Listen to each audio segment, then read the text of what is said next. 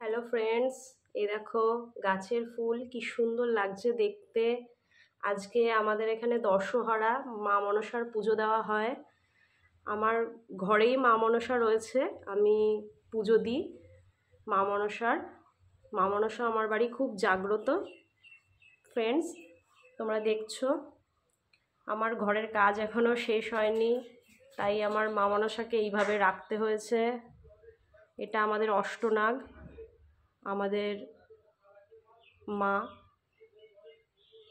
আমার মা জাগ্রত। এই যে আমার মা, এই যে আমার মা মনসা। আমার ঘরে সব ঠাকুর আছে। এটা আমার সিংহাসন।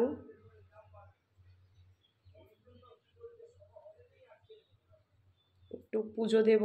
আজকে মা বাড়িতে নেই, একটু ঘুরতে গেছে, তাই আজকে আমাকেই পুজোটা দিতে হবে।